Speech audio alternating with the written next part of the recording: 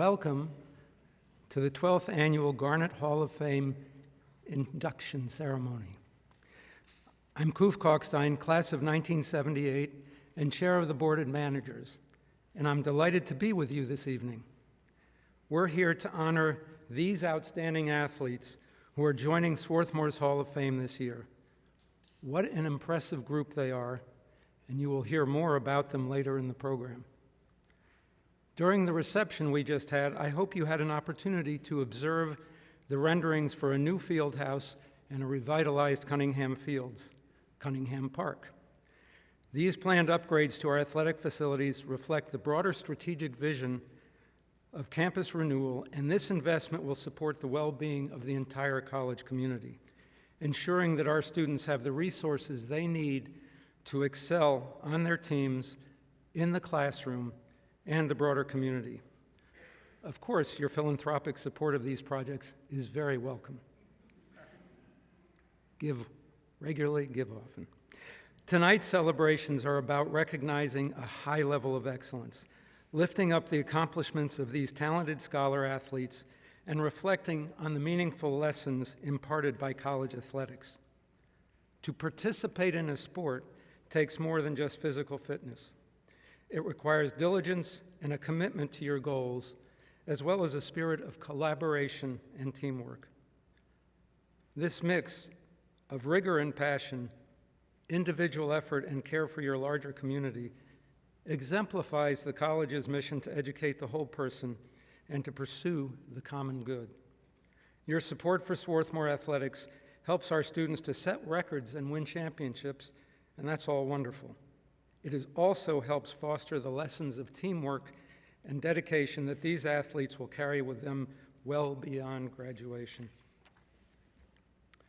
The Garnet Club Advancement Council, whose members support our athletics program through their council, philanthropy, volunteer programming for our students, parents, alumni, and friends, reflect the impact athletics programming has on our community.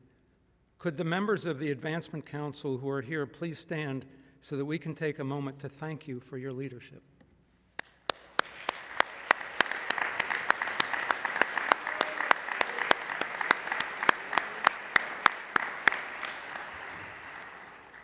And I'd like to extend a very special welcome to our football alumni who are holding their first ever reunion on campus this weekend. Their presence is a reminder of the enduring bonds of friendship and connection that athletics create.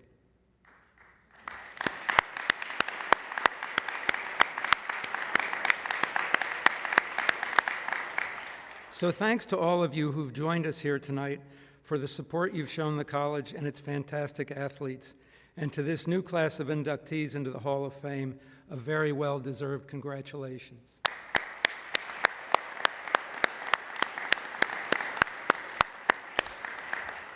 And now it is my pleasure to introduce President Valerie Smith, the inaugural Roy J. and Linda G. Shanker Presidential Chair and 15th President of Swarthmore College. Since joining the college in 2015, her vision, dedication, and integrity has strengthened the college in immeasurable ways. She has prioritized expanding access to education for students from underserved and underrepresented backgrounds, increasing support for faculty research and development, strengthening learning opportunities both on campus and beyond the classroom, strengthen our support of athletics and wellness programs throughout the student body, and fostering a diverse, welcoming, and equitable community.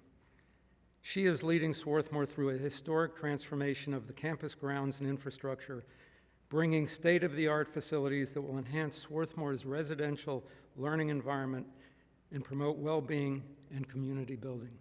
Please join me in welcoming Val Smith.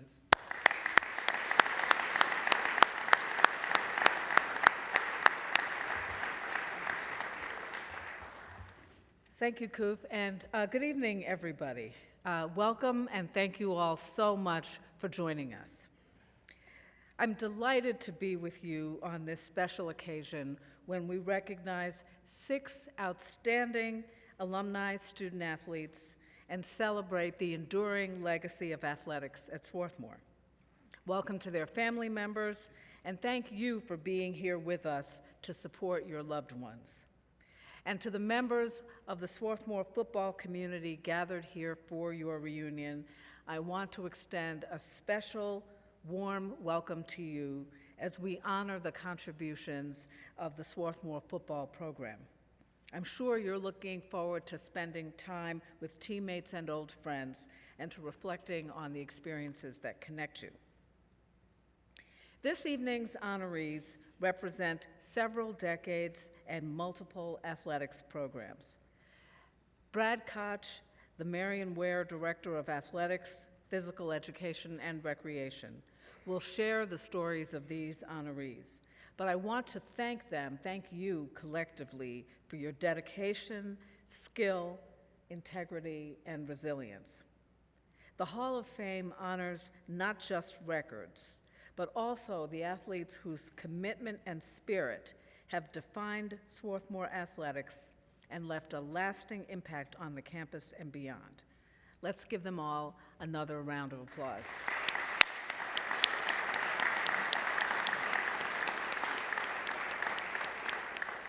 And please also join me in applauding the coaches, trainers, and administrative staff team in athletics, and the alumni, parents, faculty, students, and staff who volunteer their valuable time as part of the Garnet Club Advancement Council.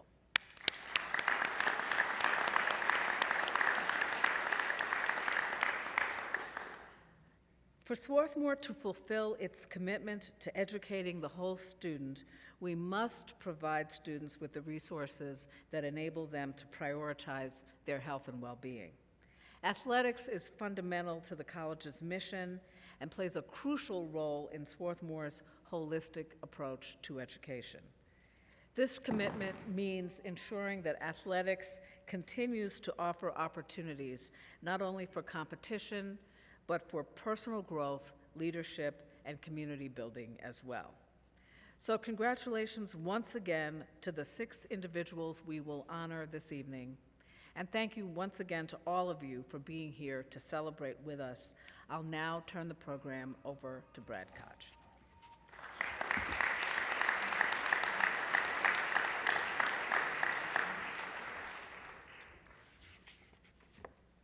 Good evening, everyone. It's great to see you all. I'd like to first start by expressing my gratitude and thanks for Rich Truitt for the reception toast today, as well as Val and Koof for their words this evening. Their support for our student athletes and our programs has really been immeasurable, and we're grateful for all that they do for our department. So what a turnout. This is really exciting. I had the pleasure of speaking with some of you, and you can tell the enthusiasm, the excitement is palpable, and I look forward to the dialogue, ongoing conversations that we'll have throughout the weekend.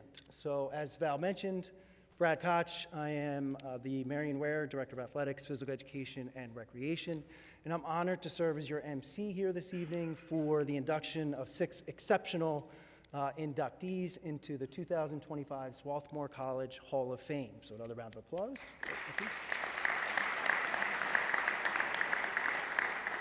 Okay, we're going to have a little bit of fun here. I'm going to take us all into a time machine. And this has become somewhat of a time-honored tradition. Just started it last year. But I would like, and for some, it may be a trip down memory lane. And so we're going to start with 1955. What was happening in 1955? In 1955, the Warsaw Pact, a mutual defense treaty, was signed in Warsaw, Poland. The Salk polio vaccine was developed, providing a major breakthrough against polio. Disneyland Park opened in Anaheim, California. The first McDonald's opened in Des Plaines, Illinois. And the Brooklyn Dodgers won the first World Series, defeating the New York Yankees in 7 games, a first for the franchise while in Brooklyn. Meanwhile, here at Swarthmore, Paul Robeson, a renowned and highly respected African-American artist, visited Swarthmore College as a part of the annual folk festival. He sang, read from Othello, and engaged in a lengthy discussion with students about world events. Swarthmore College's athletic department was transitioning its administrative structure, moving towards greater student involvement with the Society of Quink, taking on responsibilities previously held by the Athletic Association. The shift included changes to ticket pricing, making admission fee for students and faculty, and reducing costs for the public. And four-year men's tennis student-athlete named Tim Coss graduated from Swarthmore College. During his career at Swarthmore, Coss accumulated a remarkable 48-1 regular season singles record. He posted an undefeated record in both the 1952 and 1955 season, combining for a 49-0 mark in singles and doubles. All right, what was happening in 1987? Global stock markets experienced a massive crash, with the Dow Jones Industrial Average falling by 22.6% on October 19th, also known as Black Monday. New York City radio station WFAN AM commenced the first 24-hour all-sports radio format. The first Starbucks outside of the United States opened in Vancouver, British Columbia, Canada. Platoon won Best Picture at the 59th Annual Academy Awards. And Mike Schmidt, go Phils, of the Philadelphia Phillies, hit his 500th career home run. Meanwhile, here on campus, the campus saw the completion of a significant Sharples dining hall renovation, which included a new grill, increased vegetarian options, and the introductions of both hard and soft serve ice cream for students to enjoy at a discounted rate. And we think about what Sharples looks like today and how impressive that is. The college hosted a conference to address discriminatory admissions practice at other schools, featuring speakers like civil rights activist Bayard Rustin, and one of the nation's top men's lacrosse goalies of his era. Woo. Pat Carney graduated from Swarthmore College. Pat helped lead Swarthmore to back-to-back Middle Atlantic Conference titles and an NCAA quarterfinals appearance in 1984. He currently ranks third all-time in Division III for career goals against average and holds school records in career saves, save percentage, and goals against average, while also holding program records for first, second, and third and fourth best single-season save percentages. Wow, mouthful. Okay.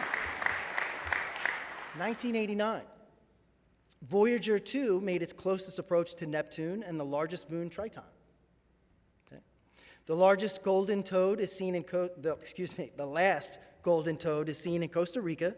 The species is subsequently classified as extinct. The Nintendo company celebrated its 100th anniversary, and Taylor Swift was born. I'm sure there are some Swifties in the house here tonight. And the Calgary Flames defeated the Montreal Canadiens to win the franchise's first Stanley Cup. Meanwhile, at Swarthmore, the college was ranked the top liberal arts college by U.S. News and World Report. The term SWAT, a shortened version of Swarthmore, and Swatty, a student nickname, gained currency around this time, replacing the more formal term Swarthmorean. And a three-sport standout named Jay Peichel left a lasting impact on the football, wrestling, and baseball programs. Woo.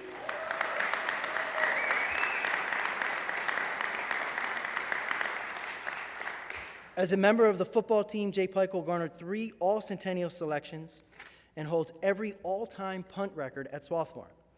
On the wrestling mat, he achieved some of the greatest athletic accomplishments, posting a 107, 29, and 2 career record to become second all-time in career wins.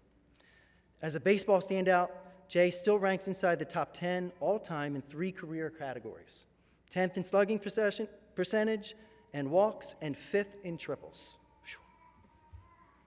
What was happening in 1999? The euro was introduced as the single currency for 19 European Union members. The world anticipated the potential computer failures that could occur with the transition from 1999 to 2000 as the Y2K bug, or millennium bug, known as the Y2K bug. And Bertrand Piccard and Brian Jones became the first to circumnavigate the Earth in a hot air balloon. I thought that picture was fake when I first saw that. The hit TV show The Sopranos debuted on HBO. And I think we all remember where we were in this moment, but the U.S. women's national team, soccer team, won FIFA Women's World Cup, becoming national heroes. Meanwhile, at Swarthmore began purchasing wind power credits as an early step in its sustainability efforts. The Learning for Life program was launched to foster voluntary mutual learning partnerships between students and staff members, with students from an educational studies class participating as a fieldwork component. And a 4-time All-American named Jill Belding was making waves in the pool. She graduated with program records in 5 events, including a time in the 200 butterfly that stood for a decade, still ranks 9th all-time, and remains one of only 5 top 10 performances recorded before 2000. Despite missing her entire junior season with an injury, Jill finished her career strong with top 8 swims in the 100 and 200 butterflies at the Centennial Championships, while serving as captain in her final 2 seasons. In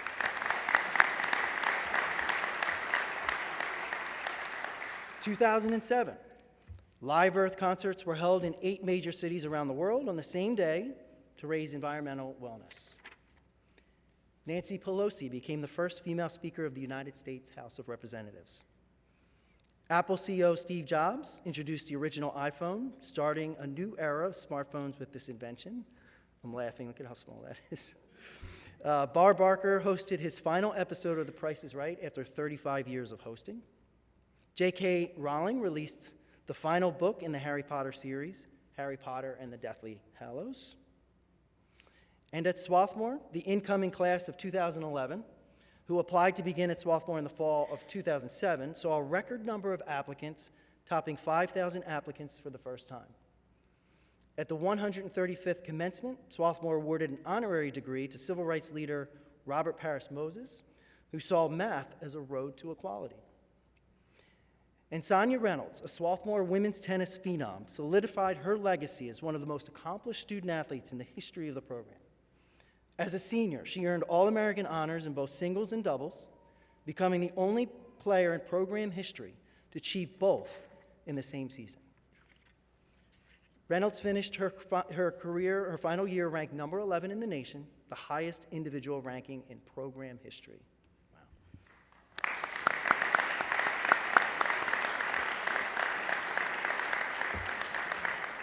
2012. Queen Elizabeth II celebrated her Diamond Jubilee, marking 60 years as Queen of the United Kingdom. Hurricane Sandy devastated the U.S. East Coast. NASA's Curiosity rover successfully landed on Mars. The Hunger Games was released in theaters, and The Avengers was the highest-grossing movie of the year, 2 of my most favorite movies. And Facebook went public as a company. Meanwhile, here on campus, renowned alumnus and philanthropist Eugene Lang, class of 38, a generous supporter of the college for more than 4 decades, announced a gift totaling $50 million, the largest gift in its then nearly 150-year history. Swarthmore College launched its Instagram account. And one of the most accomplished track and field athletes in program history, Kenyetta Givans, made a lasting impact at Swarthmore with 9 Centennial Conference championships. She became the first athlete in conference history to win the indoor 55 and 60-meter hurdles 3 times, a feat matched by only one other Centennial competitor. She was also a 3-time champion in the outdoor 100-meter hurdles and remains the only Swarthmore athlete to win the event. So congratulations to each of you and welcome to the Hall of Fame.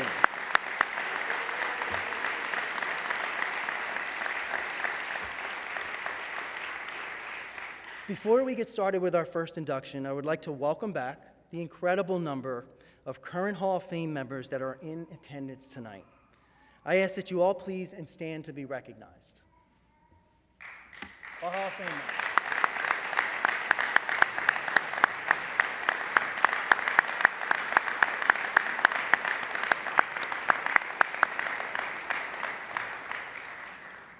And a special welcome back to members of our football community who are in attendance this evening, when we look to celebrating this group throughout the weekend.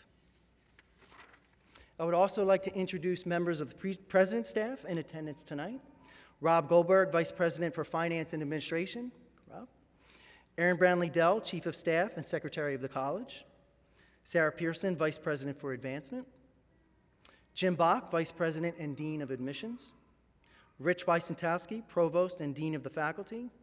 And Jason Parkhill, Chief Information Technology Officer. Thanks for all you do for our student athletes and programs.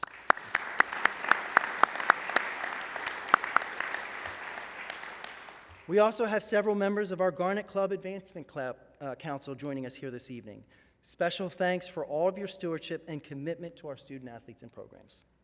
I would also like to welcome two members of our Board of Managers and chairs of the Athletics and Wellbeing Committee, Steve Selt, class of '89, and Mike Costonis, class of '92. Thank you for your exceptional outreach and enthusiasm in shepherding support for the Arwell and Cunningham Park projects. Thank you.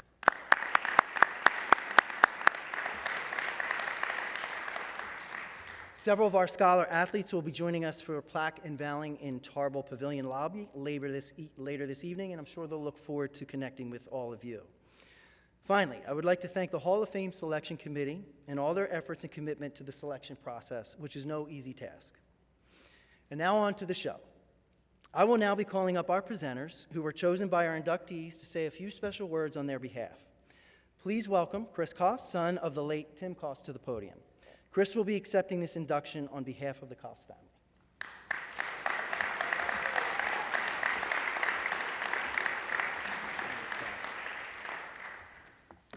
Good evening, everyone. I want to start by saying how thrilled our family and honored our family is to see my father inducted into the Swarthmore Hall of Fame tonight.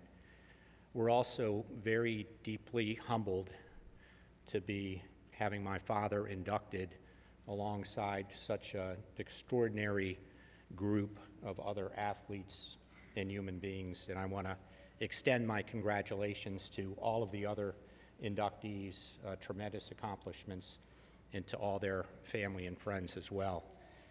I must say, when I received a call from Brad about my father's induction, it brought tears to my eyes.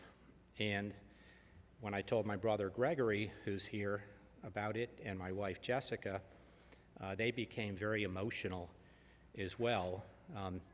Because even though this is a posthumous award, it was as if my father had sprung back to life. Since that time, we've been very eagerly looking forward to this evening, and we've spent a lot of time reminiscing about his tennis exploits and all the other good times that we had with both my father and mother. Looking through old photos, there was one right there from his days at the college, and he just always spoke so glowingly about his 4 years at Swarthmore, his days on the court, but more importantly, his days, off the court, all the great times he had and all the very deep friendships that he made. One thing, I don't want to bore you with my father's match history, but Brad mentioned that he had a 48-1 record in the regular season. And the one match to me that says the most about my father is the one he lost. Because that individual to whom he lost, a gentleman by the name of Pablo Eisenberg, went on to become my father's best friend for life. So, on the court, my father was a fierce competitor, but off the court, he was always a Hall of Fame friend, husband, father, and grandfather. And speaking of, two of his granddaughters are here tonight. Very thrilled that they've been able to come in from the Midwest to share in this very special celebration, Madeline and Claire. And, my father instilled his love of tennis and squash and other racket sports in all his grandchildren, not to mention garage sales and yard sales. Plenty of those.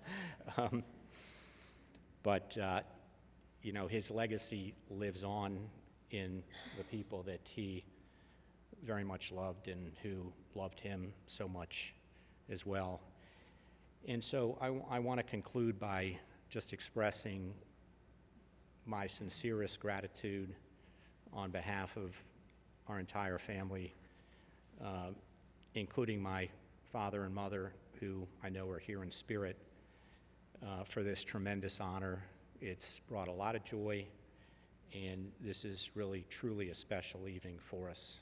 Thank you all again.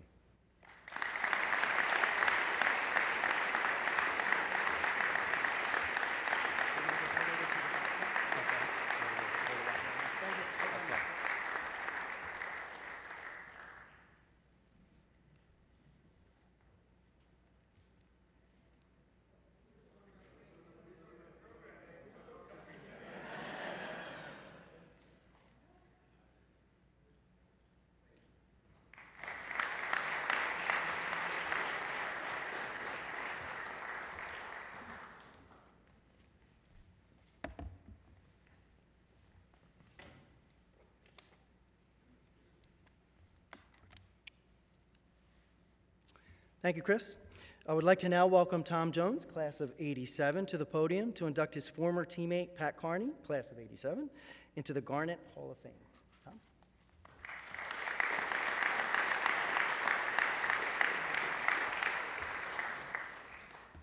I need to immediately correct the record. I wish I were his teammate, but I did not play lacrosse with Pat, so we'll just get that out there. Maybe I'll claim I was a teammate. So good evening. It's wonderful to be a part of this celebration honoring these deserving recipients. It's great to celebrate athletes at Swarthmore. They bring so much to campus life, well beyond what they do on the athletic field. Congratulations to all inductees, their families, friends, teammates, and coaches who helped them along the way. It is my distinct honor to present Pat Carney for induction into the Swarthmore Athletics Hall of Fame. Pat is remarkably deserving of this honor. In the storied history of Swarthmore lacrosse, no one has played the position of goalie better. The statistics, the championships, the records in your program all attest to Pat's greatness at Swarthmore. I asked two Swarthmore lacrosse legends, Jerry Hood and Marty Welsh, about Pat's importance to those championship teams. Jerry's response was concise and emphatic. Pat is the GOAT at the goalie position. His save percentage of nearly 70% for 4 years instilled foundational confidence in the team. Pat inspired players to raise the level of their play. Marty said, Pat is the consummate competitor you always want on your team. He was a coach on the field, a constant communicator, and a motivator. He strapped on his helmet and was always ready to do whatever it took to win. Marty added that Pat has great chicken legs. I don't know what that means. These are the reasons, well, not the chicken legs part. These are the reasons we're inducting Pat into the Hall of Fame tonight.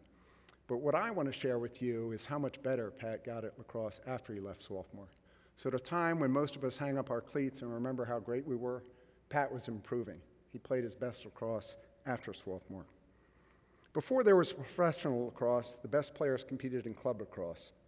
For a decade, Pat was a mainstay for Eagles Eye, and then MAB Philadelphia, two perennial powers that challenge for club lacrosse championships every year. I asked Tony Resch, a member of 4 lacrosse halls of fame, about Pat as a teammate, and he described Pat as talented, tough, the ultimate teammate on and off the field, a player who came into club lacrosse with a chip on his shoulder because he wanted to prove himself against the lacrosse elites and blue bloods, and that he did. Tony concluded that Pat was the backbone for so many critical wins that helped establish Philadelphia lacrosse as a force to be reckoned with. Bob Mongaluzzi, who coached Pat at Eagles Eye, added these reflections. Pat had the required courage to play the most important position in lacrosse. He was a leader, a great communicator, a true field general. Bob specifically emphasized Pat's team-first attitude as a distinguishing characteristic. Pat went on to play professionally for the Philadelphia Wings and played for Team Ireland in the 2006 World Championships. But if you talk to Pat about lacrosse, he doesn't dwell on his accomplishments, but instead talks about the joy he had coaching kids to find the joy in the sport that he loves. When I asked Swarthmore about the role of a presenter for this ceremony, the response was, provide insight that gives the audience a picture of who the inductee is and what makes them exceptional. And keep it short. Friends, I could go on for hours about who Pat Carney is and what makes him exceptional. But since we want to hear from Pat, I'll share only 2 other brief observations about him. First, when I arrived at Swarthmore with Pat to enjoy our salad days, we came from different places with different upbringings and different perspectives. It is no discredit to the faculty of Swarthmore when I tell you I learned more in my 4 years from Pat and in the subsequent 4 decades than I did in any Trotter classroom. Pat has a remarkably creative and brilliant mind, is uniquely gifted in numerous ways, and is a loyal, supportive friend. Second, in a reflection of Pat's wisdom and wonderful humor, when I congratulated him this summer on his 35th wedding anniversary, Pat immediately responded, "Sherry is much more than my better half. Perhaps my better 15/16ths or something thereabouts." Ladies and gentlemen, I present for induction into the Swarthmore Athletics Hall of Fame my brother, the GOAT, Pat Carney.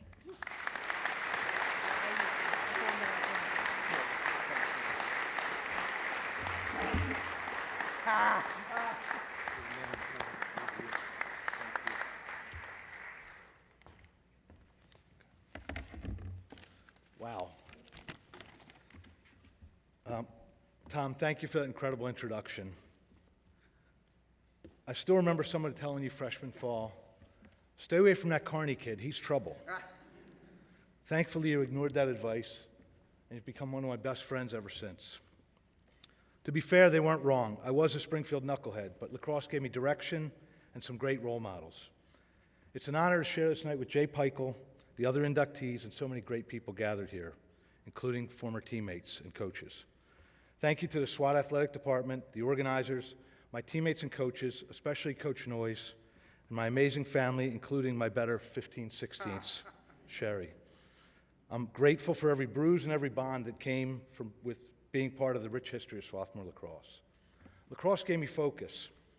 It started in Springfield. My friends and I, including future SWAT teammate Jerry Hood, were aimless middle schoolers looking up to kids whose greatest talent was playing pinball at the 7-Eleven. Then we found lacrosse and role models. The first was Stu Brown, the father of Springfield lacrosse. More than a coach, a Pied Piper, he rallied the troops, told the stories, taught tradition, and showed us how to chase something bigger than ourselves. Stu lit the spark, and in high school we saw where it could lead. Quick trivia, through junior year, I was an attackman who embodied that fearsome combo of, he's small but he's slow. Right, Jerry? After we lost in the state semis, and with no goalie for senior year, this genius volunteered to jump in the cage. Stu and another Springfield legend who's here, Denny Fink, spent countless nights on dirt fields teaching me how to play goalie. Senior year, our team grinded, came together, and won the state championship. Those memories and bonds are forever. Looking back, those early lessons, do the work, come together, hit the goal, were my first glimpse of what became our mantra, be the best. By senior year, I thought I was headed to Penn State or Villanova. Then came the call. Hi, Pat, this is Coach Noyes. Have you ever considered Swarthmore? Honest answer, no. Little did I know I just met the lacrosse whisperer, and I was no match for his silky, understated Quaker charm. He saw something in me I didn't yet see. He even thought I was still an attackman. He told me to clean up my act, get straight A's, and apply. That same fall, my dad had major heart surgery, and I had already lost my mom years earlier. It was a wake-up call. I actually did homework, pulled A's, and thanks to a much-needed Noyes nudge, the legendary Dean Barr took a chance on me. The door to Swarthmore opened, and what I found changed everything. In the 80s, Swarthmore Athletics were electric. So many sports nationally ranked. Coach Noyes tapped into that. Recruit a handful of lacrosse players, fill the roster with great athletes from other sports, and surround us with brilliant coaches like Tom Korn and Denny Fink. We became Noyes' Warriors, a band of misfits and competitors who could outwork, outthink, and outplay anyone. The irony of being fighting Quakers wasn't lost on us, and we loved it. It's been awesome to see Coach Gress and the current teams carry that standard forward. Same grit and success, new era. For me, the greatest learning came outside the classroom, in locker rooms, practices, and the endless back and forth with brilliant teammates. Their lightning-quick minds fired verbal shots so fast that taking a 90-mile-an-hour heater to the thigh almost felt good. And speaking of shots, goalie stats are deceptive. They reflect the whole team. A great face-off guy wins the ball and feeds a potent offense. A fearsome defense makes opponents afraid to shoot. The Hall of Fame teams from that era had all of it, and many of you are here, and I can't thank you enough. Heartfelt thanks to all my teammates, especially my captains and lifelong friends, Marty Welsh, who spent endless hours shooting on me, and Jerry Hood, who's been toughening me up since middle school. I'm forever grateful to have gone to battle with all of you. Behind it all was Coach Noyes, who created an environment where we were all in. Every huddle, every practice, every game ended with all hands in and the same words, be the best. That mantra shaped me. At first it meant being the best competitor, the best teammate, the best you could be in the moment. Over time it became a compass. Be the best isn't perfection. It's showing up, working hard, believing in yourself and others. Stu Brown did that. Coach Noyes did that. My teammates did that. And if it meant that much, I had to pass it on. Coaching youth lacrosse became one of the most rewarding chapters of my life. There's nothing like seeing the lessons take hold and watching the next generation embrace the game's gifts. I had the privilege of coaching my sons, Tucker and Liam, and their friends from little bobbleheads in first grade through high school. Sherry and I shared the joy of watching their journeys at Dickinson, where they won conference titles and played deep into the NCAAs. More important than the wins, they learned to battle through adversity, achieve goals, and develop lifelong friendships. Not to be outdone, my daughter Kyle Lee, in her own pursuit of be the best, found her passions beyond lacrosse, music and the performing arts, that brought her right back here as a McCabe Scholar. And every day I watch Sherry be the best as one of the most gifted teachers I've ever seen, teaching kindergarten on the hill above Clothier Field. Around town, I'm happy to be known as, hey, that's Sherry's husband. This compass still guides our family. Sherry, Kyle Lee and Dylan, Tucker and Natalie, Liam, and our new grandchild, Cal. They inspire me daily to be the best, not just on the field, but as a husband, father, and yes, grandfather. I stand here because of my coaches, my teammates, the Swarthmore community, and my family, and most of all, my amazing wife, Sherry. You all taught me to dream bigger, work harder, and believe deeper. Thank you for everything. To all our SWAT friends, remember the words that carried us through every huddle and every challenge. Be the best. Thank you.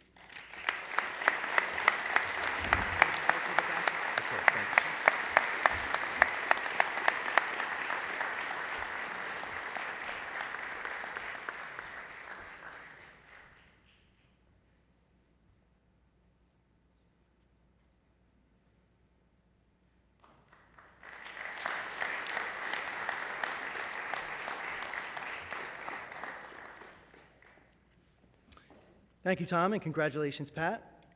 I would like to now welcome Tim Peichel, class of 1991, to the podium to induct his brother, Jay Peichel, into the Garnet Hall of Fame.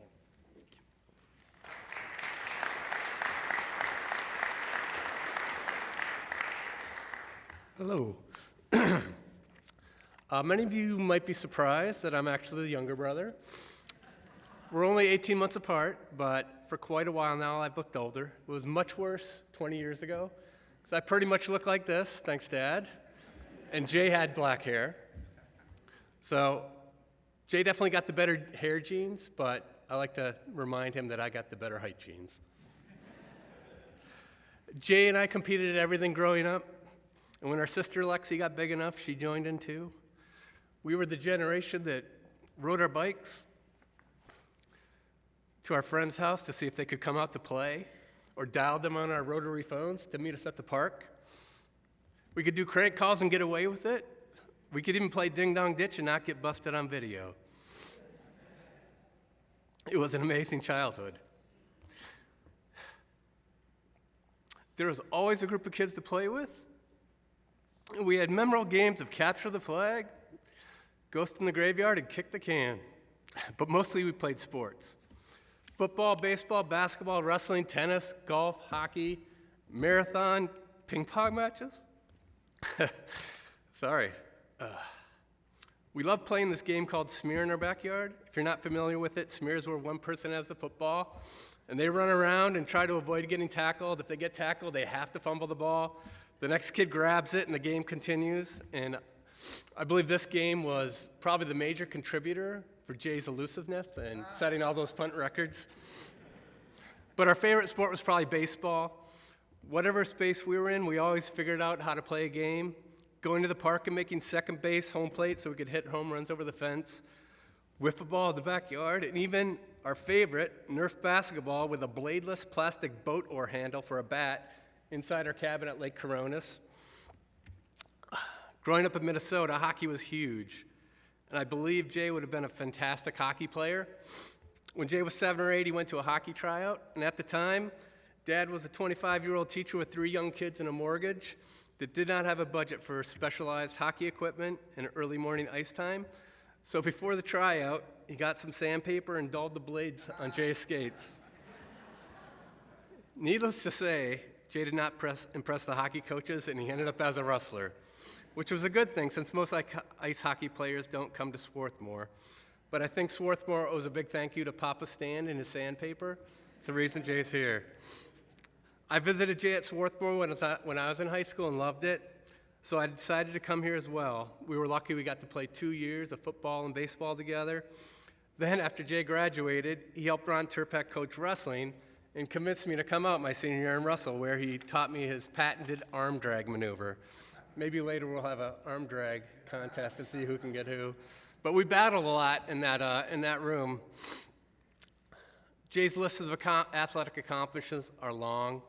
12 varsity letters, captain of 3 sports, all-conference multiple times, All-American, academic All-American. But to really understand Jay as an athlete, I like to retell the story from my roommate that played baseball with us and was really in awe of him.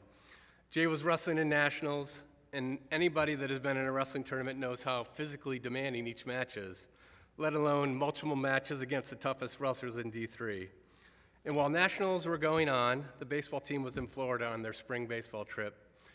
So Jay finishes nationals, and instead of flying back to campus to rest up like a normal person, he decides to fly to Florida to meet the baseball team. He shows up in Florida. He's got bruises all over his face. He's got a big scab over the bridge of his nose. And he tells Ernie Prudenti he's ready to play. Of course, Ernie puts him right back into the leadoff spot because Ernie absolutely loved players like Jay with moxie. He couldn't tell a story about playing with Chuck Bednarik without using the word moxie, so that was a huge, huge compliment. Jay immediately got in the lineup, proceeded to spring line drives all around the field and steal bases like he always did, because for Jay, there was never any off season. It was always just the next season. Jay, you're a wonderful big brother.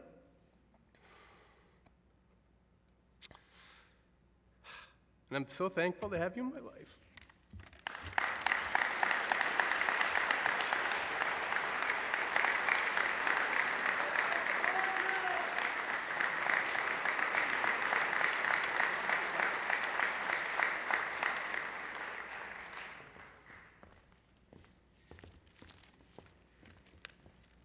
Well, I don't know where to start right now.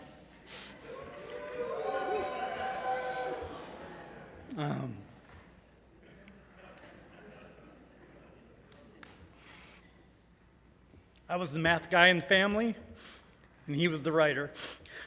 And I just want to thank him for being here and being part of this, because this is very special to me.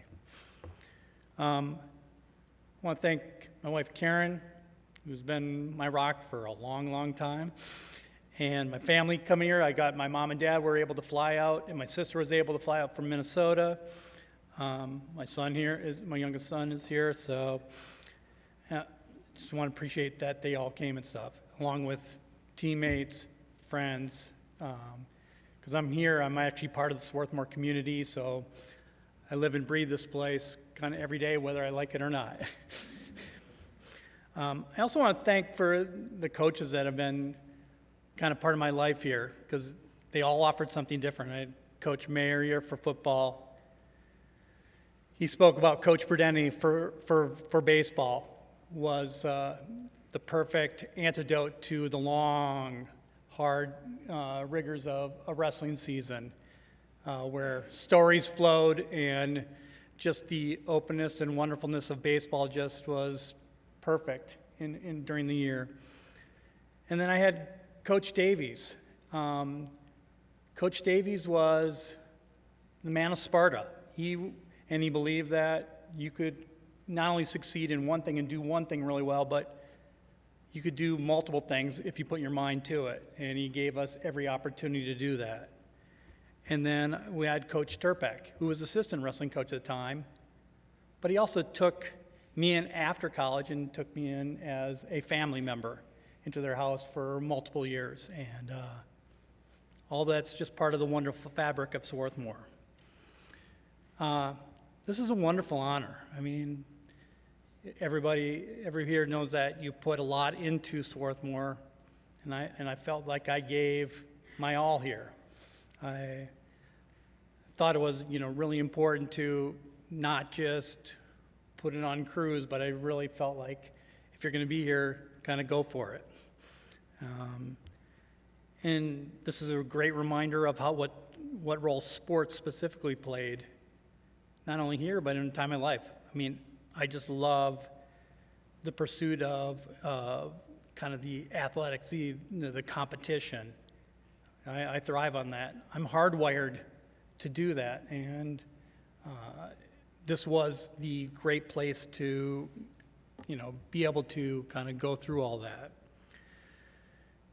But you have to kind of look backwards and you have to say, where did it start? And my brother laid out some wonderful stories, but my parents basically gave me an opportunity and they tried to expose me to as many things as possible and let me grab onto the things that I liked. Well, I happen to like a lot of things, and I happen to like a lot of things and try to do them as well as I could. But I wouldn't be here unless they gave me that grounding, that platform to do that. And so I'm very appreciative and I'm glad they could join me this evening. But you actually need to have self-motivation, so you have the right platform. But I think Tim articulated some stories that said, I was wired to just go. I didn't know how to say no. I didn't know how to stop competing. This is how I wanted to be in my life. And when you look at Swarthmore and you look at the path that I got here, this place was just kind of this open book in terms of go be you, go do what you want to do. And it took me a little bit to get there. I went really successful in high school, and I got to, time, and I was looking for only schools in Minnesota, and I was slightly interested in Swarthmore College. And then all of a sudden, in the mail, I remember just normal, everybody, finds out what schools they got into and stuff. You're into Swarthmore College, but not only that, you got a National McCabe. And I go, I better look at this a little bit closer. And then I started looking into what the McCabe meant, what it was, and it really embodied kind of all the things that this place allowed me to experience. It was about things that were broader than just the pure educational experience. It was about, pursuing excellence and leadership in a number of different areas. And, you don't know everything as an 18-year-old. You think you do. But I found that was kind of the springboard. So I actually flew out here soon after that with actually 2 other people from my high school. 3 valedictorians coming out here. Nobody from my high school in Minnesota had ever been attended Swarthmore College.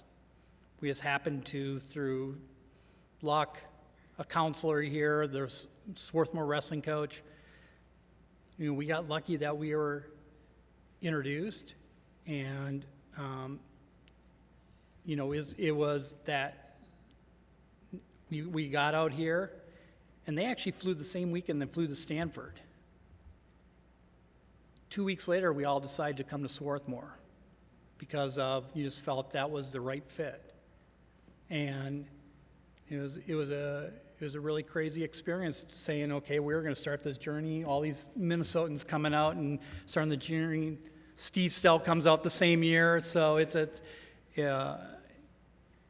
was just kind of it was the right time, and it really just presented the opportunities.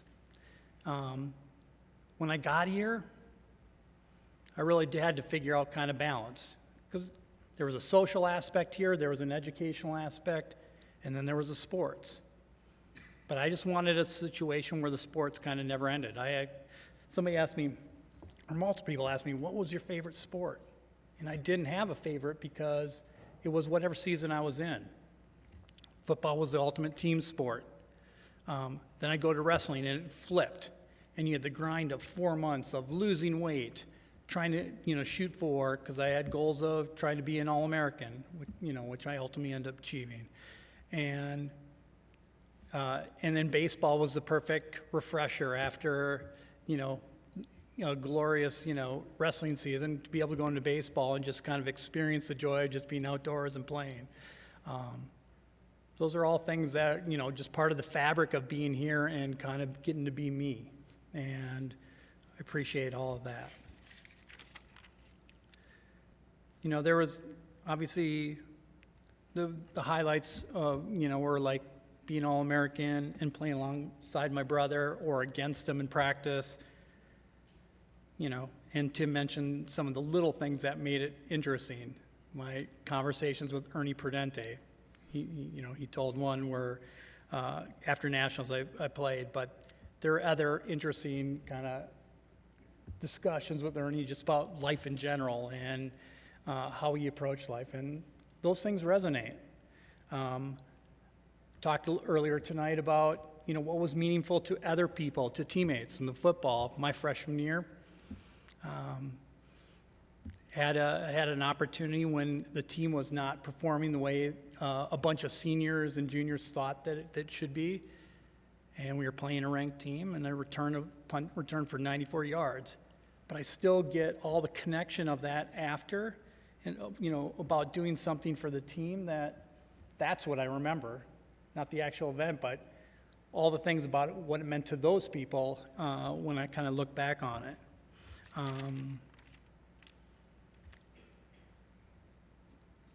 I live a block and a half off campus, so it's kind of interesting to kind of watch all this. In fact, it's been kind of post-college has been kind of a roller coaster. I coached for about 5 years, and in that time, I kind of start the slow erosion of the importance of athletics here on campus. And I also saw, to the point where we saw the final session of both wrestling and football, two of the institutions that were very important to me. And I had to wrestle with that. I had to wrestle and say, was it all just about me, or what does this institution value? And I've seen it ebb the other way. Yeah, sure, would I love football and wrestling still here on campus? Would I love the community to interact with the various teams in, like they did on Saturdays when I first got out of college? Yeah, I'd love that. But what I have seen is this place is now committed to the student athlete. They've figured out the formula. They figured out the coaching. They figured out a lot of things to make the student athlete welcomed here. And I'm extremely appreciative of that. It allows me to look at this place with a different eye than maybe I did 20 years ago. And I hope it continues, because I see the wonderful people here and what it's developed over time, and I want that to continue.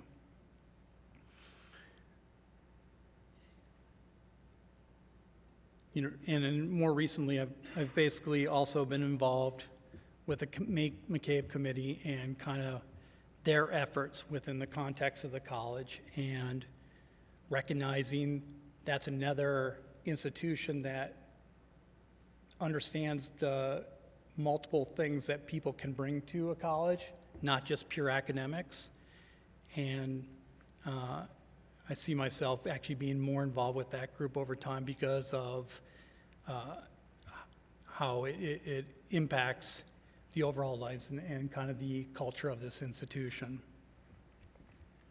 I want to thank the committee and Swarthmore for this honor. I want to congratulate all the honorees.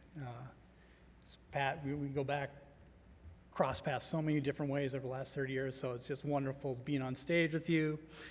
And like I said, I hope Swarthmore continues to support and develop the student athlete as part of the overall experience like they have in the recent decade. And I'm very appreciative of the honor here. Thank you. We'll go right up to the picture.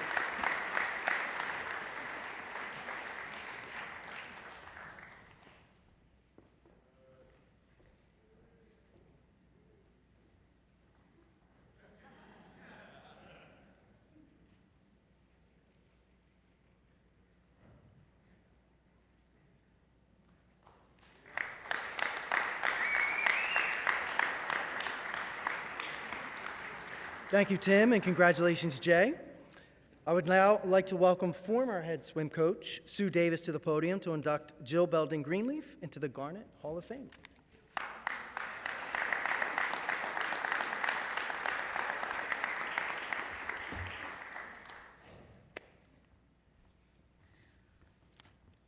I will walk away from tonight with a lot of memories, but the biggest one might be McDonald's was 15 cents in 1955.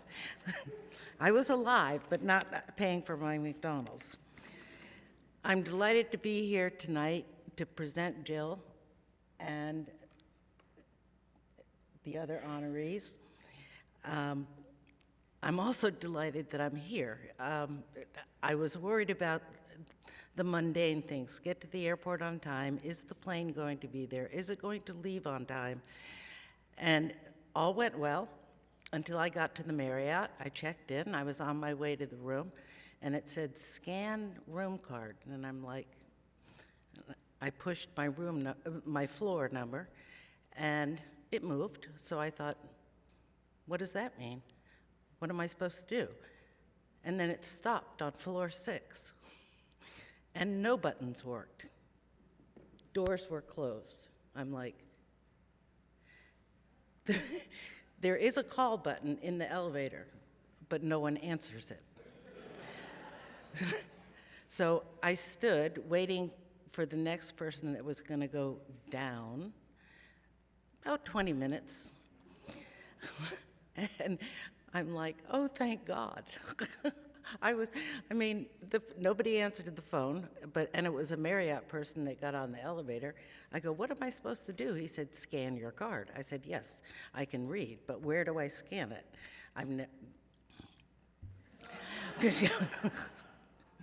But again, I'm delighted to be here tonight.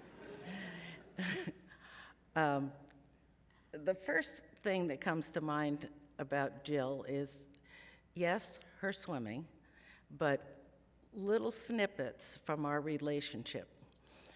Her freshman year, I didn't know much about Jill, training, et cetera, but one day she was down on the deck, her face was gray, her lips were blue, and I'm like, are you okay? She goes, uh-huh. Knowing fully well she was not okay, I went, okay. Are you going to get back in the water? Soon. And then I learned that Jill had a habit at conferences and at nationals going shopping in between prelims and finals. The only year that she didn't go shopping, she swam slower at night. So obviously, my taper had nothing to do with it. It was shopping that had to do with it. And then I will get to Jill's accomplishments. Our last dinner in Oxford, I don't know whether any of you have ever been to Oxford, Ohio, but there's nothing in Oxford, Ohio, nothing. So we always have dinner out together. Well, we always have dinner out together every night, but the last night, we stay up a little bit later than we have on other nights, and there's only one restaurant in Oxford that doesn't close at 9. And if you're swimming relays, you don't get out by 9.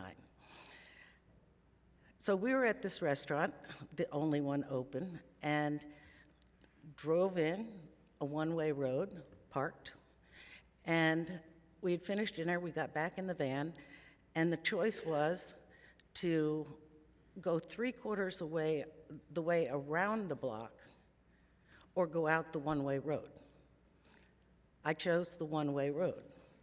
I was met by an Oxford policeman at the other end, who told me that the councilmen were very strict about this. And I said, none of the councilmen are awake at the moment. Well, one by one, the swimmers in the back of the van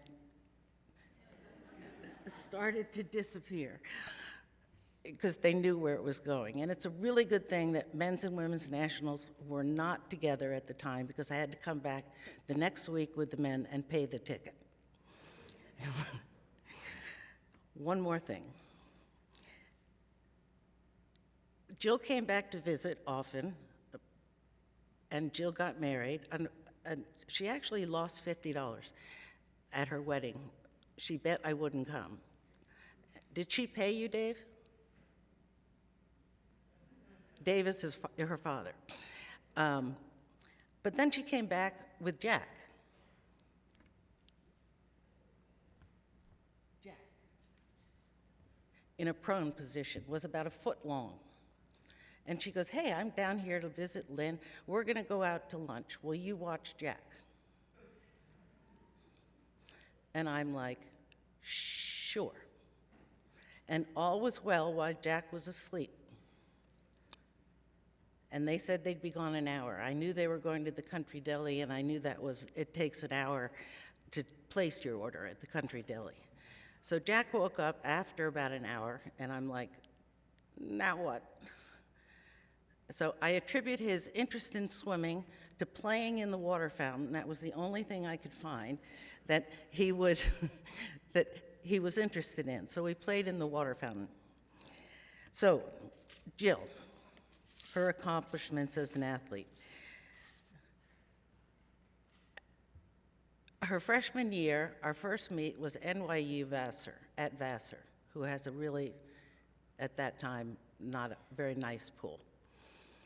And she was swimming the 200 fly. She was probably swimming the 1,000, the 500, and the 200 fly, because I had her do that quite often. I didn't want her to lose any conditioning at meets. And so I'm taking splits, and I had an assistant at the time, Chris, who was really into numbers, right? I'm taking splits, and I'm going 30 point, 33 point, 33 point. Can she hold that? 33 point. And Chris goes, she just made a national cut. And I said, no one does that at the first meet their freshman year. And so she made a national cut and set a college record at her first meet. Conferences that year, she was second in the 500, fifth in the 400 IM, and first in the 200 fly, setting both a conference record, a college record, a meet record, and a pool record. She also swam on the 800 free relay and set another college record. That year, nationals were at Emory, and we had 7 women there, and she was on a team that placed 17th. We'd never placed lower than the bottom 3 lines of how everybody placed at nationals.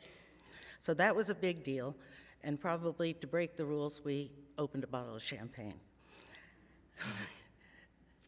So at NC2A, she broke her own college record and conference record, swam a 2:08.33, and finished 6th. That record stood for 9 years, 12 years? Well, that would be, it stood until Ann Miller came to Swarthmore. 9 years. So she was a true All-American, which means top 8. It's a big deal to be a true All-American, or honorable mention, which is the bottom 8, which is, but it's a real honor to be top 8. Sophomore year, the shoulder started to act up, and she kicked and biked. I did bike workouts that simulated the swim workouts physiologically. And It paid off, and Jill's patience paid off, and Jill's stubbornness paid off, where she finished second in the 200 fly at conference with an A cut. A cut means you're going to nationals. B cut is provisional. They wait to see how the field fills. And at that same conference meet, she was first with a meet record and a college record in the 800 free relay.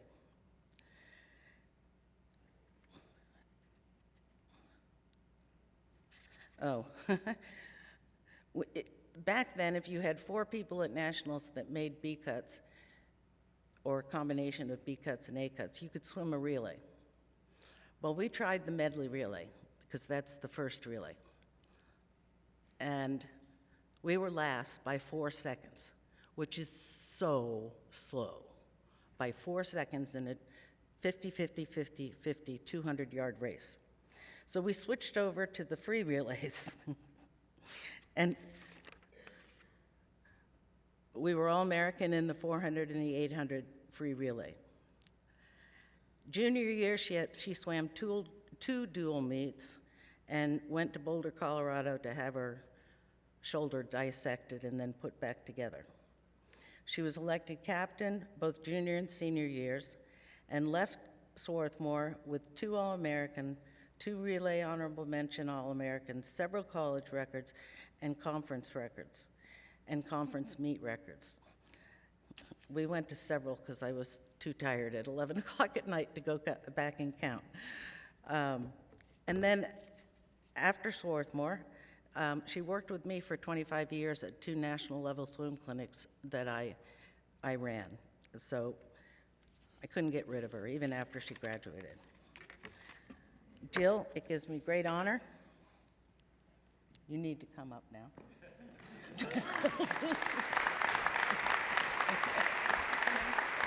I wasn't sure you were done. What? I wasn't sure you were done. I was done. Thank you. Okay, so there you go. Thank you. And now we walk over and have our... I'm going to talk. I get to thank you. I get to thank you. I told her I get to thank her. Thank you, Sue. I must admit I was a bit afraid of what stories Sue might share, given all that I know she could share. Sue Davis has been a pivotal person in my life since before I stepped onto Swarthmore's campus, and I'm grateful every day for the opportunity that she made possible. She not only coached me to be a better swimmer and leader, she has helped me develop professionally in every way since then. Even as we partnered to run the clinics together, she was constantly a sounding board for me. I'm lucky to call my coach a lifelong friend and mentor. Thank you, Sue. I'm also incredibly grateful to assistant coach extraordinaire, Leisha Schaffer, for the friendship, continued connection, and her unwavering belief in me, both as an athlete then and as a coach now. We might not have seen Leisha on deck daily, but she was always able to say just the right thing to me and to so many others. I sometimes joke that 3 of my All-Americans, those ones from sophomore year, belong not only to Sue and I, but also to athletic trainer Marie Mancini. They may not be in her office, but the program she and Sue devised to keep me swimming sophomore year was incredible. They made the impossible possible. As I reflect back on my time in swimming, I remember other coaches that shaped me as an athlete and got me to Swarthmore. Ron Clark, whose doubts about my potential fueled my determination to succeed.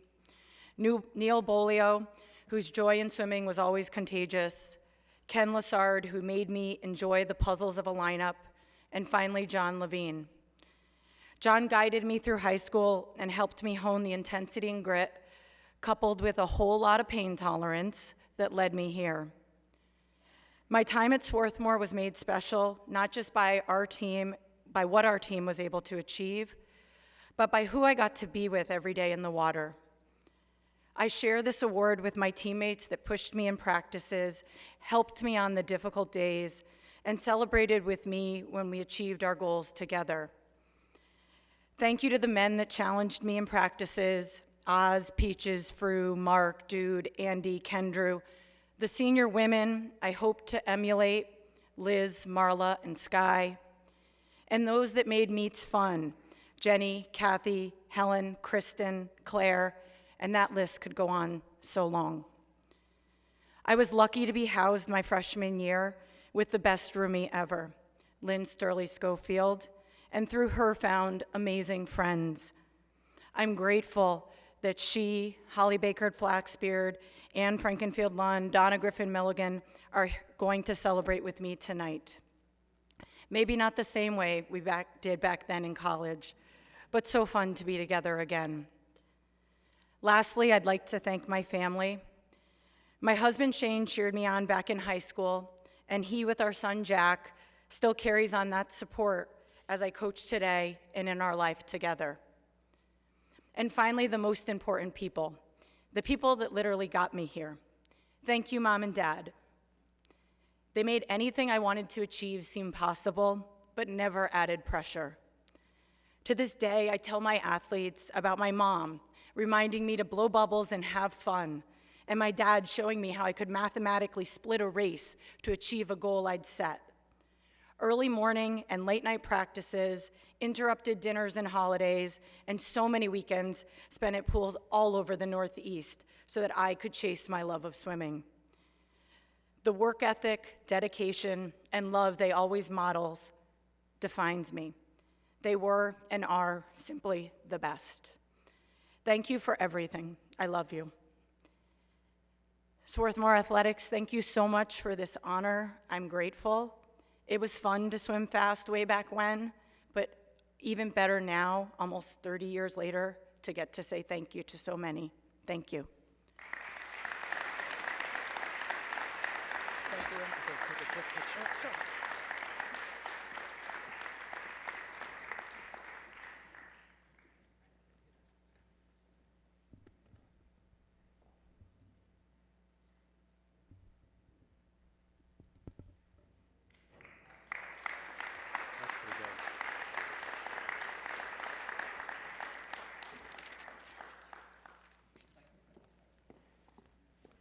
Thank you, Sue, and congratulations, Jill.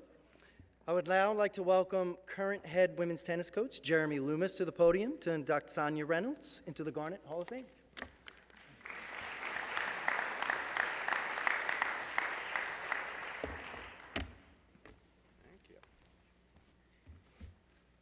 Thank you. Before I begin, I want to special shout out to all the inductees and, of course, my neighbor, Jay Peichel. Really, I think, Tim, you forgot about one sport, pickleball, that Jay plays a lot, and I listen to a lot in the mornings on the weekends. So if anyone is walking around Swarthmore North End, you'll hear the pickleball. There's also some clearing going on over there, so I'm wondering what other sport is going to be. We're not going there. Okay. Ray wants to know if his padel is coming out. So anyway, I can't believe this. It's been over 20 years since I first met Sonya Reynolds. And so I had to, going back to memory, I had to kind of spend a few weeks thinking about how this introduction is going to go, and there were so many highlights. There was the Irish Award, there was the spring break itineraries. I don't think I have enough time really to talk about Brazil, Sonya. I don't have enough time to talk about all those trips to California. It was definitely a unique and memorable start to my tenure here at Swarthmore College. I had just started. So here we go. I have 3 memories on my list. Number 1, it's San Jose, California. It's the most prestigious junior tennis tournament in the country. I just finished a little stint at Duke University. I coached at the University of Maryland. So basically, in my page, going to the most prestigious national tournament in the country was where I should go. All right. When you go there, it's basically Division I coaches who are watching, and it's basically also maybe a few pro scouts. I was the only Division III coach in attendance at that tournament. So in those days, there were rules that if you wanted to talk to a player, you couldn't do that during the tournament. You had to do it before a tournament. So generally what happened is that the coaches have tables, You get the chance to speak to the students who come in and might be interested in your program. So, did what I would normally do, got a table, sat down, waited for the throngs of people to come, and I waited, and I waited. And I waited a long time, and usually, you know, I was looking at other coaches, they were getting some people, so not trying to get too discouraged. Just when I thought maybe this wasn't the right idea, I noticed a blonde girl, had a ponytail, comes right up to my table. Doesn't talk any small talk, there's no charade like that. She plops herself right down on the seat, looks right at me, give this unbelievably enthusiastic, "I love Swarthmore." So, that was my first introduction to Sonya Reynolds. Needless to say, that was definitely a moment you could say, like, all right, this is a girl who will take chances, but also tell you how she's feeling. So, here comes memory number one. All right, sorry, that was memory number one. Here comes memory number two, actually. All right, so Sonya's first team match as a student athlete at Swarthmore. She's a freshman. We're playing a very strong team, Swanee University. They were top 20. I didn't get a chance to really see Sonya play so much in the fall, because unfortunately she had a bad case of mono, and so we're playing the strong team. We had two very good seniors at number 1 and number 2, and I put Sonya at number 3, see how it's going. She's playing a senior for Swanee University. And she proceeds then to beat the senior, when Sonya was a freshman, 6-0, 6-0. Tennis terms, that is demolishing, that player. So much so that the coach, after that match, comes up to me and goes, "Jeremy, what are you doing with this lineup? You're not supposed to have this type of lineup if somebody is that strong." I tried to explain to Carney, the coach at the time, that, look, hadn't really seen her play. I was like, blah, blah, blah. But that's how it goes. I will say, Sonya, probably when you were dismantling this opponent, I said maybe like losing a game or two, that might have been okay. But what are you going to do? What are you going to do? All right, memory number 3. So Sonya's senior. We were looking at doubles partners. Sonya was always very good with looking maybe a little outside the box, trying to see what happens, see how it's going to go. So I paired up with Sarah, who was another senior. They had never played doubles before. They may have even played the same side all the way through. I'm not even sure. I had to kind of figure something out and wanted to try it out. I'm not sure if Sonya switched sides or maybe Sarah switched sides. What was probably most important, though, was having someone with Sonya who could actually also be that competitive nature. Sonya was always very competitive on the court, and really kind of finding that right person on the court to be with her was probably the most important thing. They ended up going all the way through the ITA Fall Regional Tournament, winning that tournament, going to the ITA Fall Nationals, securing that All-American status. That was the beginning of the year. The end of the senior year, she had that feather in the cap, winning that round in the NCAA singles tournament to secure that All-American status as singles and doubles in the same year, which at that time has never done and still has never been done since. That was super exciting moment. I'm going to finish off with just kind of saying that it really took me a while to fully appreciate that journey for Sonya. Her teammates had a vastly different background and expectation from the sports than Sonya. And when I started to think about it, I could see how that can be kind of isolating when you have such a different passion sometimes than your teammates. Lucky for me, Sonya had that drive to put those blinders on and just keep competing. And so it dawned on me also that I could never quite replicate what happened in that national junior tennis tournament. I tried to go back every year waiting for that Sonya Reynolds to come, another Sonya Reynolds to come over and say, "Hey, I love Swarthmore." It wasn't so easy, you know? It's not so easy sometimes recruiting for Swarthmore. So by definition, Sonya, you are my first women's tennis unicorn, you know? And I don't really fully understand why Sonya wanted to give a young coach a chance at a school that maybe didn't have that same women's tennis pedigree that other schools did. But in the end, I do know that Sonya loved playing tennis and loved playing tennis at Swarthmore, and I can't be any prouder to recognize her achievements tonight. Thank you. Oh, here it is. Can we sign it out? Okay. How would you- Right there. Okay. Oh, second. great. Thank you. Oh, it's my turn. The iPhone came out when I was a senior, so my speech is on my iPhone. Jeremy's right. For that story from my perspective is that I got that book of like the 300 colleges in the country, and I went through it page by page because I'm very methodical, and I was like, okay, what school do I want to go to? I went through it and I color-coded my labels because I belong at Swarthmore.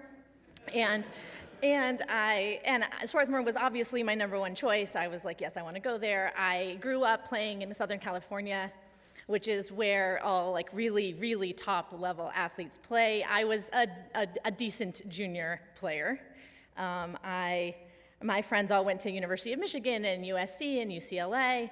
And when I told them all, I'm like, I want to go to this school called Swarthmore. They were like, we don't even know what that is. And one of my friends was like, no, she's a nerd. I've heard of that school. I really think she's right.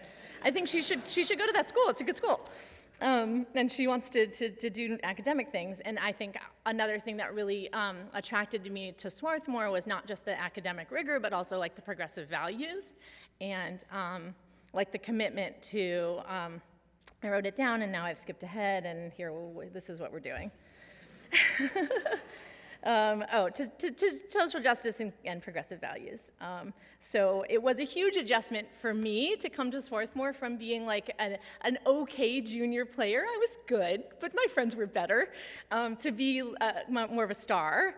And it was really great for me to have Jeremy along for that ride for me because he came from another side of that same coin of like coming from Duke. And so the two of us kind of just looked at each other here and were like, what are we doing? And so it was really fun to do that together. My best memories are with Jeremy in the car while Jeremy's driving, like talking about the lineups of the other teams and what we're gonna do and how quickly I can get off the court so I can help coach the other players on the team. And so it took me a while to get my footing, and it was a real struggle to be on a team with folks who like didn't have the same background that I did. But it was a really valuable experience, and I don't know, the good thing about tennis is that it's a lifelong sport. I think there's lots of other sports that you can't continue doing, and I took a lot of time off, and I just went, and my team went to nationals last weekend. So I went back. I've like just done a competition again, and it was really fun to do it again, to have a team again. It's an individual sport, and the transition to it being a team sport was tough for me in college, so it was really fun to come and do it and get a second chance of it. But I missed Jeremy. I wanted to text Jeremy and tell him, like, okay, here's our heat, here's who we're playing, here's our issue we're having with our lineup, we don't know. So I missed that. I don't know, yeah, this is a huge honor. I had such a great time here. Thank you. That's it. You don't want me to talk for too long?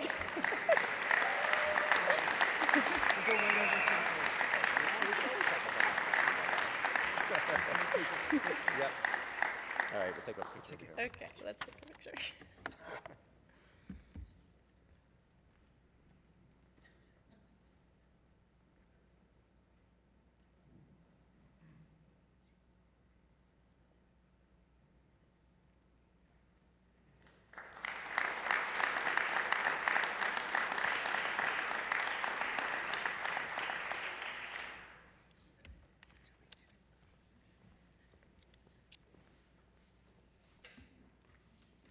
Thank you, Jeremy, and congratulations, Sonya.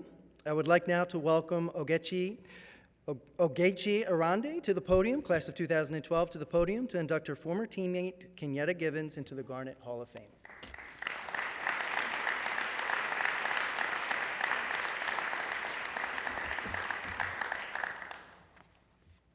Good evening, everyone. I am beyond excited to honor our final inductee here tonight, a phenomenal athlete, a leader, a friend, Dr. Kenyetta Givans. So when I thought about the best way to describe all that Kenyetta has contributed to this track program, our college and her teammates, one word kept coming to mind: love. Kenyetta loves this sport, what it represents, the discipline it demands, the endorphins it creates. Trust me, she's a little bit addicted to them. And the community that it builds. As an athlete at Swarthmore, she was deeply dedicated to the sport, her teammates, and her own personal growth. That love and dedication started young. She grew up watching track and field on TV with her family, who's here tonight, but began her track career in 7th grade. Unsurprisingly, she was good, really good. In high school, she joined the amateur athletic union track team and thrived. When it came time for college, Kenyetta chose Swarthmore, not just for athletics, but because she valued the academic excellence. She liked to joke many times that the teams that we ran against were the same ones that had tried to recruit her. I like to think she chose the best team, and I'm forever grateful that she came to Swarthmore. Here at Swarthmore, Kenyetta's dedication and hard work led to recognition. She became one of the most accomplished track and field athletes in Swarthmore College history. I honestly contemplated sharing all of the ways that Kenyetta dominated the scoreboards, but we just don't have enough time. I'm the last one of the evening. It's a lot, I promise. So I'll share some highlights, and these are also for Kenyetta, who doesn't remember a lot of them. So, as shared earlier, she is the first athlete in conference history to win the indoor 55-60-meter hurdles title 3 times. She is the Swarthmore program record holder for actually a lot of records, but here are some big ones. In the 55-meter hurdles, in the 60-meter hurdles for indoor, and then in the 100-meter hurdles in outdoor. She's the 3-time outdoor 100-meter hurdle champion and still the only Swarthmore athlete to win that event.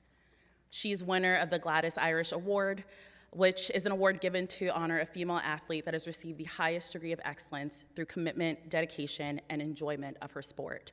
She embodies that thoroughly.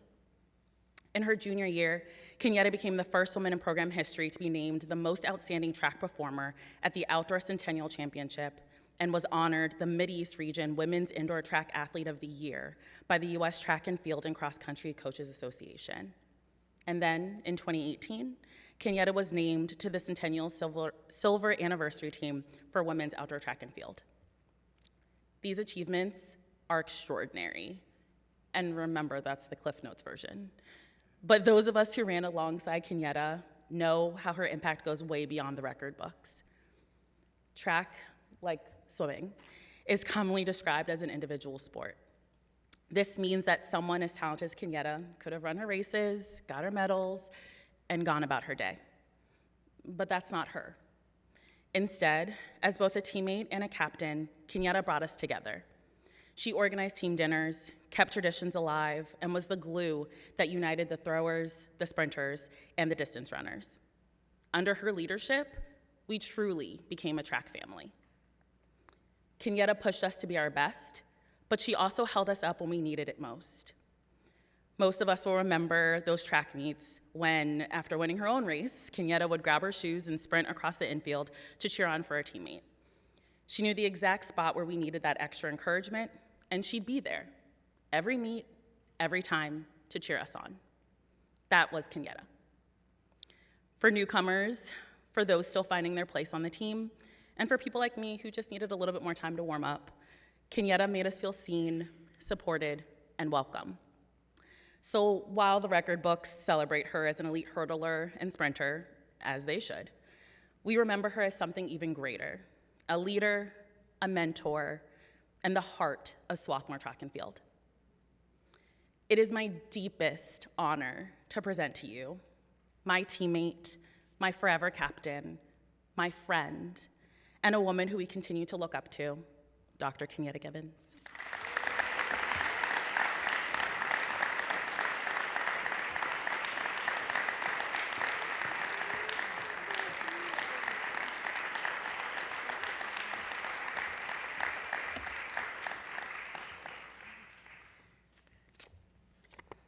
All right. So good night, everybody. We're almost done here. So thank you so much. Thank you, Ogechi, one of my closest and best friends that I made during my time here at Swarthmore. Of course, we were on the team together and shared a lot of great times. doing that. Thank you so much to Swarthmore and to Swarthmore Athletics for this honor, which was, really surprising. Actually, when Brad called me, I was at a theme park with my family and had actually missed his first call because, you're at a theme park, things are going on, you're waiting in lines. Didn't have my phone on me. But when I was able to call him back, I was thoroughly surprised. So this is such an honor. It definitely means a lot to be inducted into this Hall of Fame, especially because Swarthmore has been such a pivotal, cornerstone of my, I think, personal development throughout my life. Track, I feel like, has been a part of my life for a very long time, even before I started running. Myself, track was very big in my family. We watched track on TV. My family loves going to the Penn relays, and so I feel like it was just kind of part of my upbringing, and I was like, I'm gonna run, Track is a very mental sport. It is physically demanding. I think all sports are physically demanding in different ways, but especially when you're competitive, you really are always pushing your body kind of to its limits. And in the different ways that you can do that with running, of course, I picked one of the most challenging parts of it, which is to be a hurdler. I remember when I first decided to hurdle back in middle school, I was one of only 2 people who were like, oh, I'll try that. Everybody else was like, I'm staying far away from those obstacles that are in my path. But I think that was part of the love of it. I remember being told in those early days of starting to run over the hurdles, 1, you always run hurdles, you don't jump over them. Jumping over them will make you slower. And 2, you want to respect the hurdles, because if you don't respect them, it's going to hurt when you go over it and when you hit the track. So you always want to make sure that you are being very intentional in how you're running. And over time, I think I developed from that middle schooler who was just jumping over hurdles, even though I wasn't supposed to someone who was really actually intentionally attacking them and running over them in a very technical way.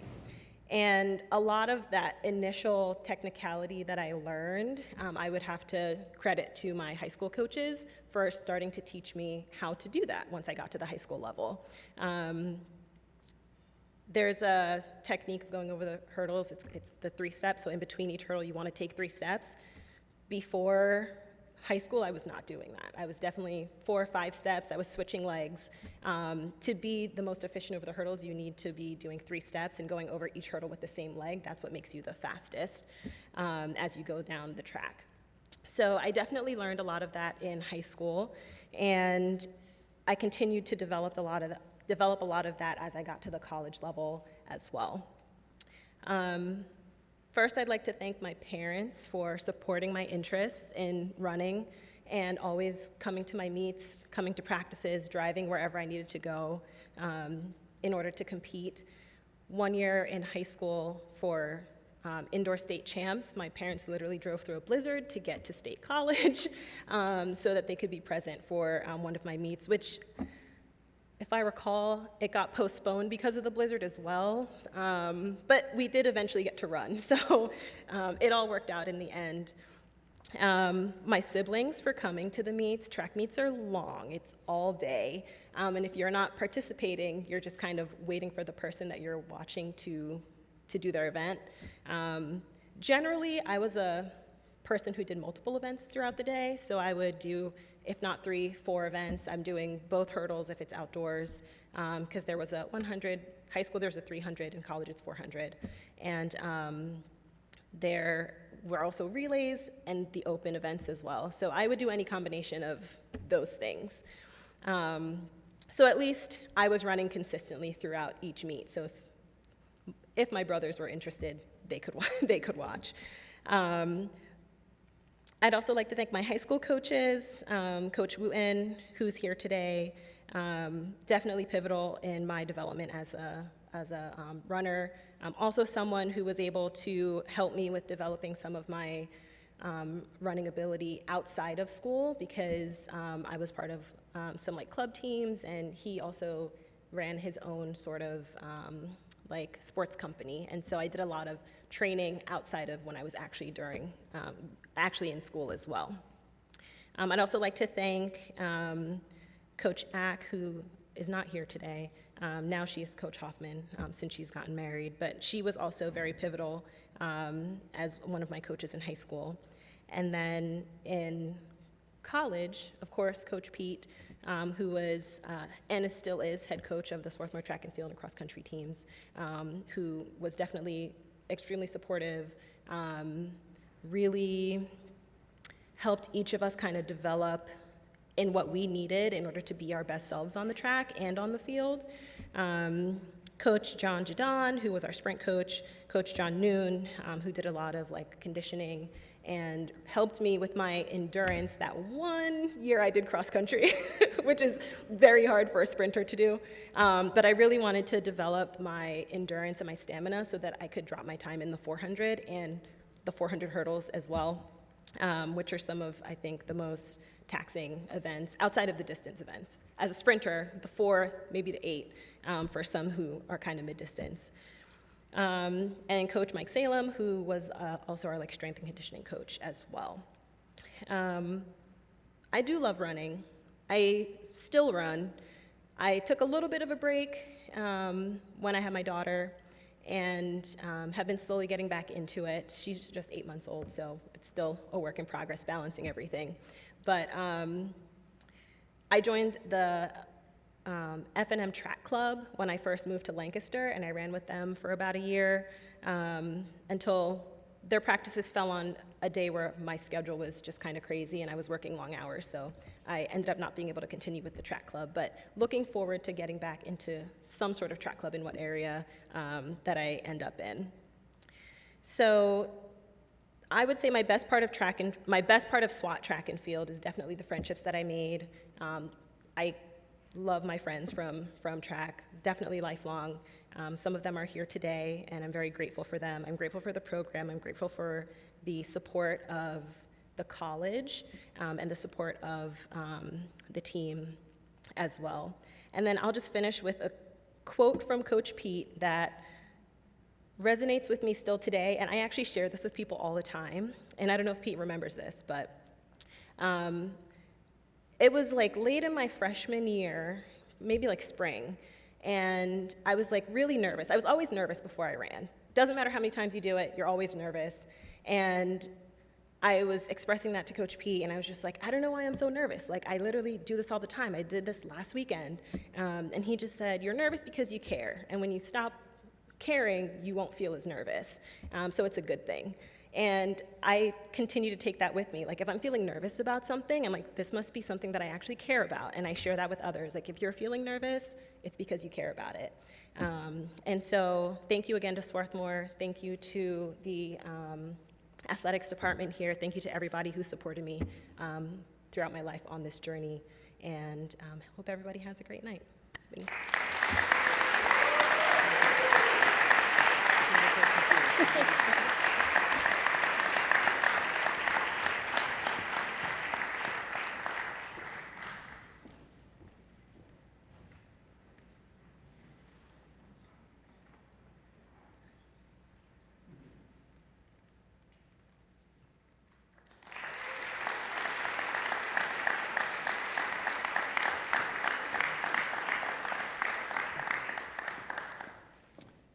Okay, congratulations again to all of our inductees. I would like to just take one more second and an ovation, round of applause for all of their accomplishments.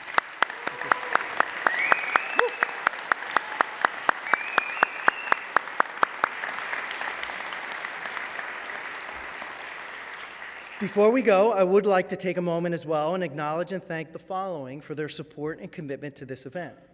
Our dining services staff, Offices of Advancement and Alumni Relations, our Communications Office, our Facilities Department, the LPAC staff, who have been tremendous partners in all the logistics of utilizing this venue, Matt Mizanin, Steffi Berman, and the entire Athletics, Physical Education, and Recreation Department, President Val Smith, and our Provost and Dean of the Faculty, Rich Weissentowski. Thank you for all your support.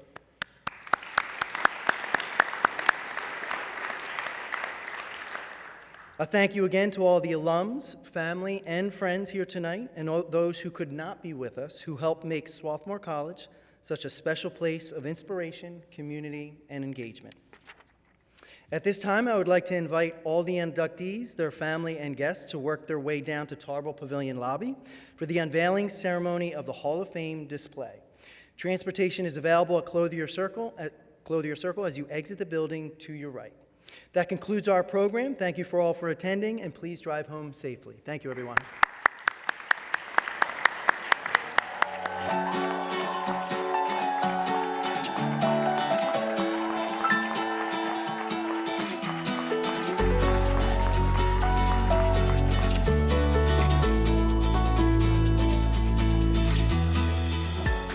Congratulations again to our inductees, and it is my distinct pleasure and honor to introduce our 2025 Hall of Fame class.